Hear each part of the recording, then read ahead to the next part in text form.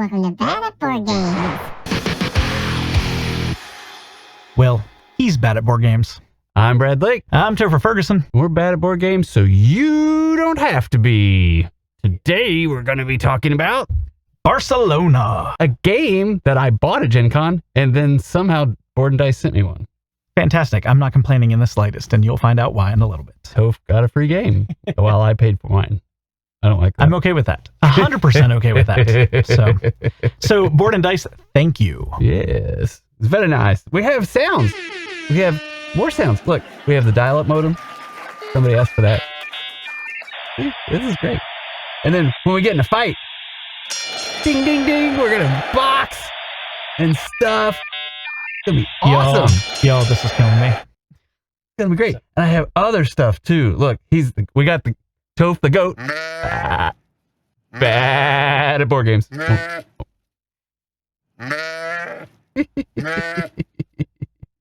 the 80s. I'm okay with the 80s, actually. I guess I can admit that I remember some of the 80s. All the things. Be silly at bad at board games.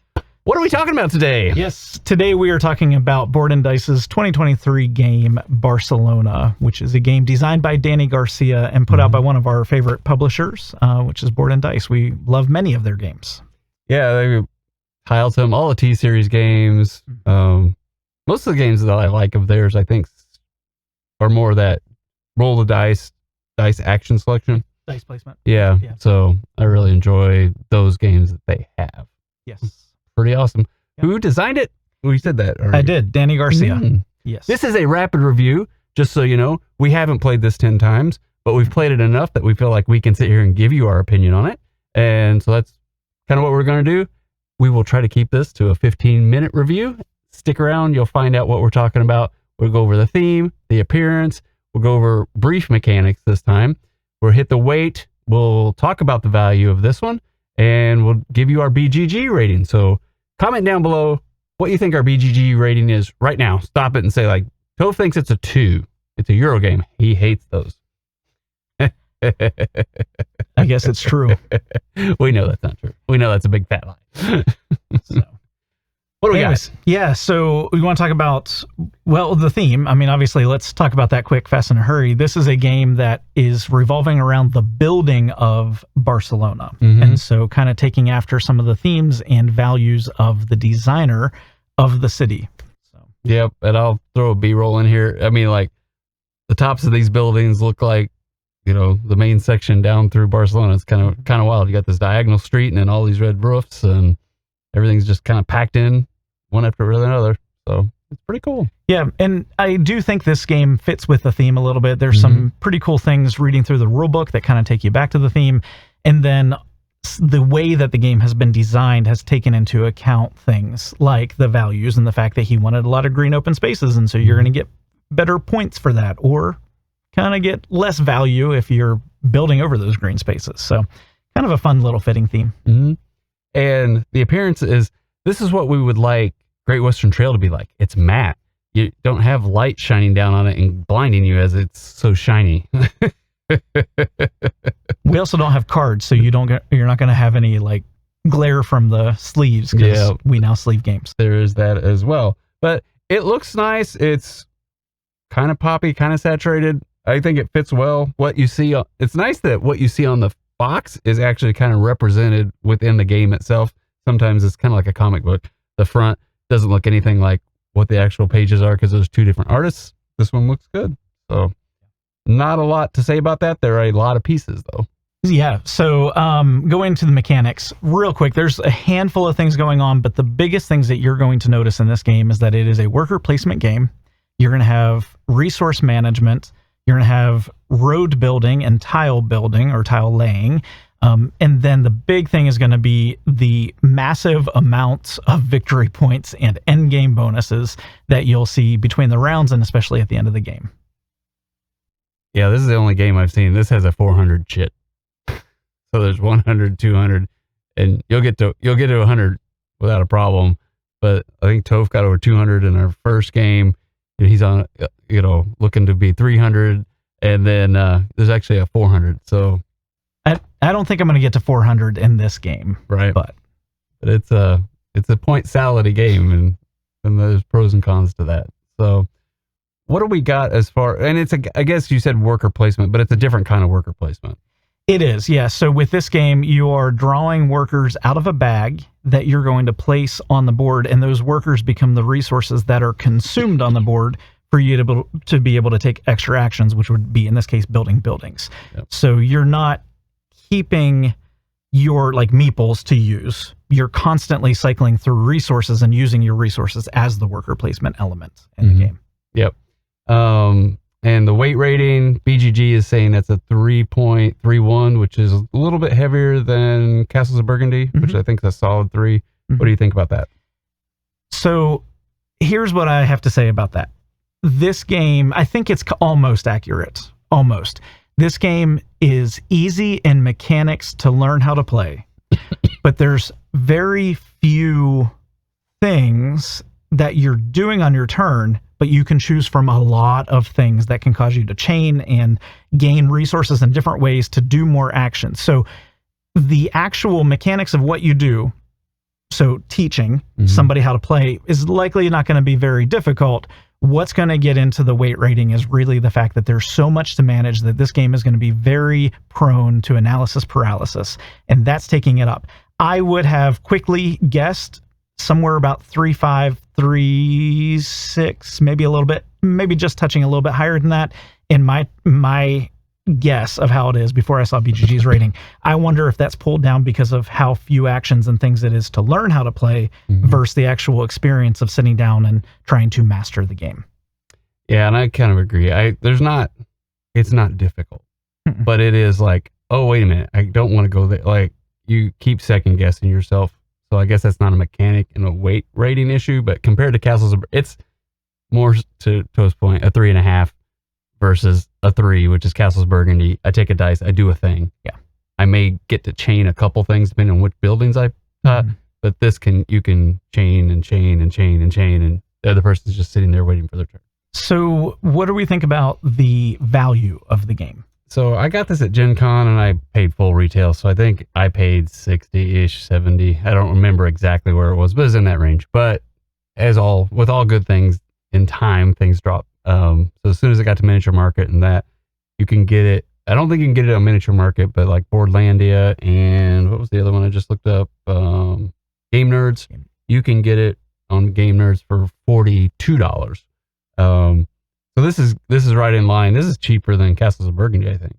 So for Castles of Burgundy, usually getting at 45. Now they may have sales and such that drop it, but for a Euro game, I think this is a solid 4 out of 5 value. Like once you get under $50 and you're getting this much game, now you got to realize you're a Euro gamer. You're in this for a couple hour game. There's a lot of setup and a lot of pieces, and it's not like you have double layered tableaus, but the cardboard's thick and everything you're getting is what you would expect from Board and Dice. I would say this is right in line with if any other Board and Dice game, and for the price at $42, this is cheaper than a lot of the Board and Dice games that I've purchased in the past. And so I think this is a 4 out of 5 value. Yeah, I definitely agree with that. Yeah, 45, even up to 50, I think is still at about that range for it. Yeah. At that high of a value rating. I think it's pretty good. I think you're getting a good experience, a good Euro experience for a decent price. Yeah. So we're going to go on to our BGG ratings. We're going to guess. And since I know Toph likes Euros more, he's going to have to guess my BGG rating first. I guess yours second. Yeah. If I had to guess based on our plays, I think Brad's going to rate this at a 7. I might stick with a 7. I think you're going to rate it a 7, which is still a pretty good rating, but not putting it at the top of your list. Yeah, I like to stick with solid numbers, but I'm going to cheat on this one. So I'm going to say this is a 7.5.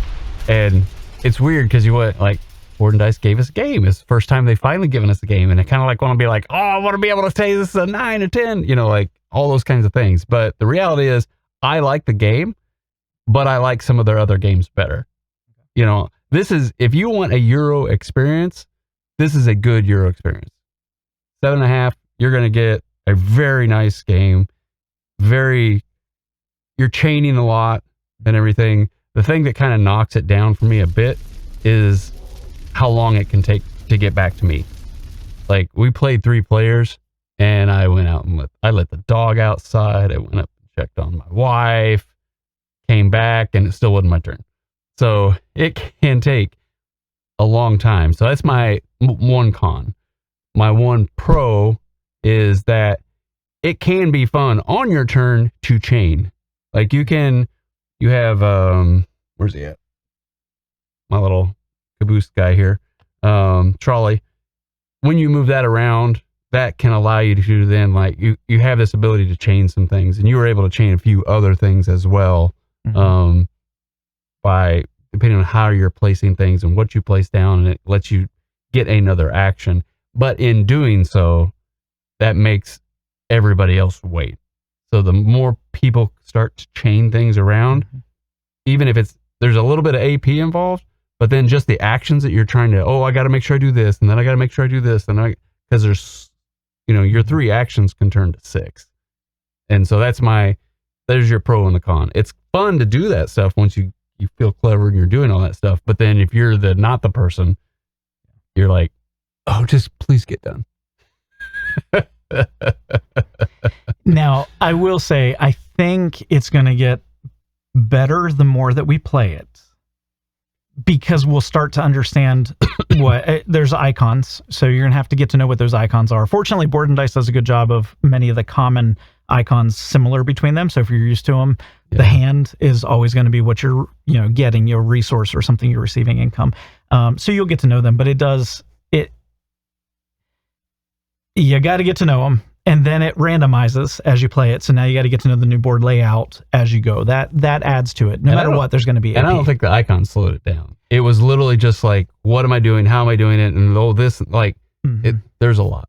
So the first game, I think it really did, because we kept going back to, what does that icon mean? What does that one mean? Now you get to know it, and we can do it a little bit faster, but there's still AP in it. Yeah. The changing board will add, but the depth, the complexity, that is what. Yeah, there's just a lot of chaining. Yeah. So your BGG rating. Yes. I think, I know you like it. I can tell, like, right, even from our first game, you were like, oh, I like this more than I thought I would. And, so I'm just not, I think it's going to be an 8. I think it's a solid 8 for you. I don't think it's like Tekenu, but maybe it is. I mean, I could be completely wrong. I think you thought I was going to like it more. And then with just some of the things I like a little bit less, you may actually like it more, and I think you do. But I'm going to say an 8. That's my final answer. Okay. So I don't have a problem with half points. I'm an 8.5. That's so fitting with the theme of Barcelona. He's a GOAT. Bad. So 8.5. 8.5. Yeah. So you are right. I did from almost the very beginning like it. It hits just about everything I like in board games. Worker placement being a big thing. Strategy, tactical play being a big thing. Multiple paths to victory being a big thing. Although we could talk more about that there are some things you kind of need to keep in mind as you're playing, prioritize wise. But yeah, I don't think it's going to be the game I always want to pull out. But in comparison to some of the other, like the T-Series games, which do have a little bit higher complexity, I think, because there is a little bit more going on. This one I feel like is a little bit more accessible to somebody who may not be quite ready for those heavier weight games, because it's not complex mechanics and complex thoughts. It's easy mechanics with complex thoughts. So it's kind of getting that ball rolling. There's a lot of pros that I have to it. There's a couple cons. Start with the cons for it. It's the AP. I mean, that's definitely the biggest con with the game. It's going to take time to figure out. The other minor con is that the board never changes based on if it's a solo or up to a 4-player game. So like we've noticed in our 2 players, there's a lot less conflict on the board, which with 3 players, it seemed like it upped the amount of challenging spaces you could go worker placement. Yeah, but then this is a weird, it's fast but slow. Yes. like the game overall ended up not taking as much time as I thought for how long it was taking us to play each of our turns. Yes. It's the weirdest thing. Like, Mm-hmm. we didn't go till 10 o'clock.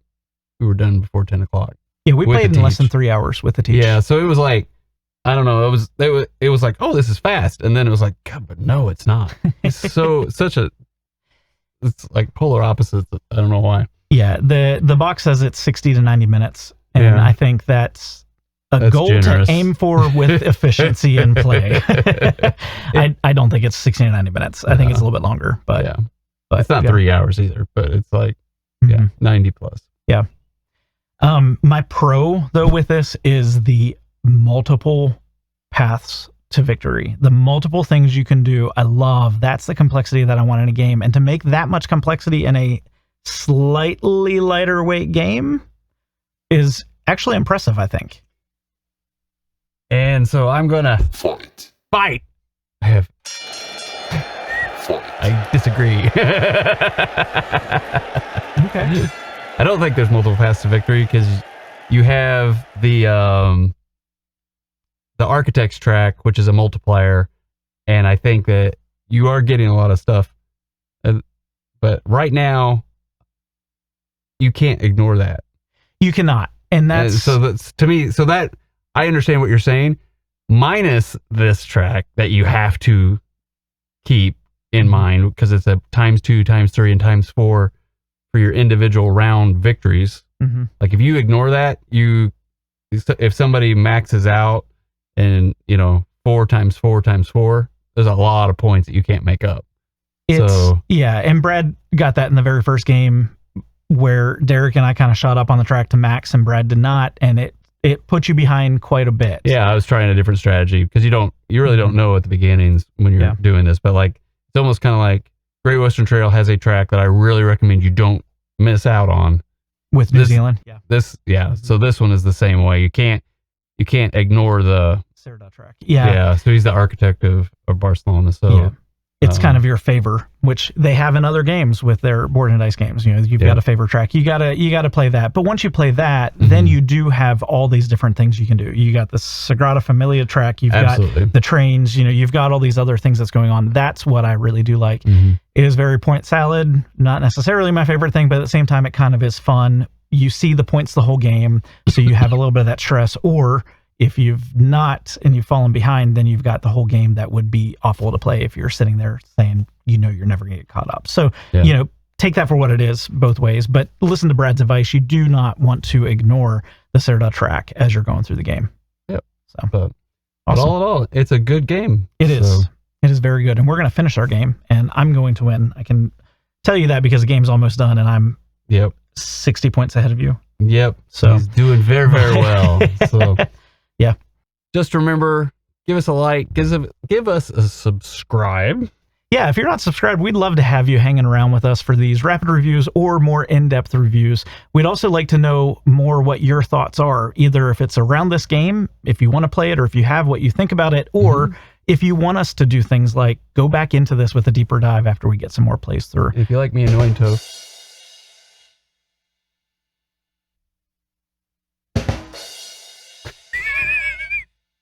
That's face. Comment down below. Well, friends, now I'm not going to feel guilty about destroying Brad in the last couple plays of this game. So, I want the board on my side. No. I never. want the dead blackout button. No. That's no. DVO. Let's... Never. On that note, friends, just remember, no matter how you play, whether it's solo, with family, or friends, enjoy whatever games you are bringing to the table. have a great night. Bye.